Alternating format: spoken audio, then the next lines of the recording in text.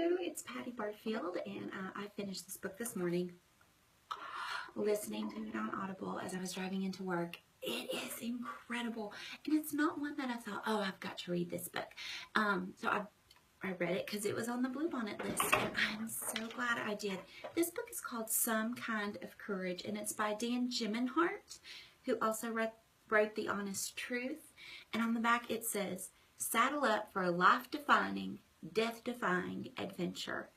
And man, does this book deliver. I want to show you just a little bit. I'm just going to read a little bit of chapter 1. Chapter 1, it's October 1890, set in Old Mission, Washington. Just a little bit. I reckon it was the coldest, darkest hour of the night. That still hour just before dawn. Mama always called it the angels and devils hour on account of how many only angels or demons would have any work worth doing at a time like that. Well, I didn't know if I was doing the Lord's work or the devil's, but I knew that it had to be done, and the time had sure enough come to do it. I'd been lying too many sleepless hours in my sorry, straw-stuffed bed, waiting for the old man to finally fall dead asleep. My plan had been burning all night in my mind like the last glowing embers in the fireplace, keeping my heart awake. The truth be told, my hands were a bit shaky as I finally crept, as quiet as could be, across the cabin's dirt floor toward where he lay snoring. And it weren't just the cold making him shake, neither, but my heart was as steady as a true horse heading toward home. My leather bag was already thrown over my shoulder. I'd slipped it on without him seeing before I had curled up under my blanket, and my boots were still on my feet. He had been too drunk to take notice of them, me not taking them off. All I needed was the money and the gun, and then to hit the trail running. The money was piled on a shelf on the wall by his bed. I licked my lips and crept closer, my feet finding a path in the barely lit darkness. I could see the barrel of the pistol gleaming in the dim red light of the coals on the crate beneath the shelf. It was right within the reach of the arm that the old man had thrown across his face.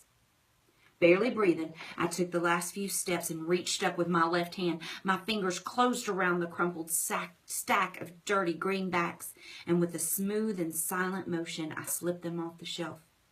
It ain't stealing, I told myself. This money belongs to me by all rights. I ain't sure I convinced myself, and doubt chewed on my insides. But there weren't no choice. I crouched and turned toward the pistol. But as I did, my foot kicked an empty booze bottle. It spun in the shadows and rattled against another one with a loud clink that shattered the quiet of the cabin. The old man's snoring stopped in mid-breath with a snort. His arm jerked up from his face, and two red eyes glared at me, confused and already angry. They narrowed when they saw the money clutched in my hand, and his top lip pulled back in a snarl. "What are you doing, boy?" he asked in his high, pierced whine of a voice. Lord, how I had come to hate that voice. I froze, too scared to answer. He blinked, his drunken brain no doubt starting to make sense of what was happening. He started to sit up, then stopped. We both looked at that gun at the same time. There was one tight, breathless moment where we both knew what we were about to do. Our bodies lunged and our hands struck like snakes. He was closer, but I was quicker. And when I stumbled back 2 steps, the gun was gripped tight in my right hand. It was his turn to freeze, and he did. "What are you doing, boy?" he asked again. Now his voice was sure enough had a nervous tremble in it. "You had no right to sell her," I said. And I was ashamed of how my voice quivered, not at all like a man's, not at all like my papa's. The old man grimaced like he had taken a suck on a fresh lemon. "Course I did, boy. She was mine, and I need that money to pay for all the food you eat." My underfed belly grumbled at the truth to his lie, and I shook my head. "No, sir, I worked for my keep, and I worked hard, and that horse was mine. You got this money by selling my horse, so it's my money, and I'm going to use it to get her back. And you wouldn't use the money for food, neither, but for more bottles of Dutch John's brandy, I wanted to say. But my mama, she had taught me better manners than that. So I held my tongue. Now this book, I thought of my boys and my kiddos throughout the years who always chose Old Yeller in literature group circles.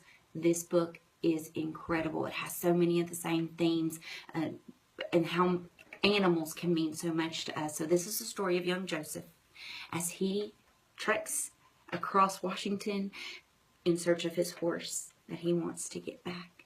So I hope it might be a book you want to pick up, because I sure am glad I did. See you next time.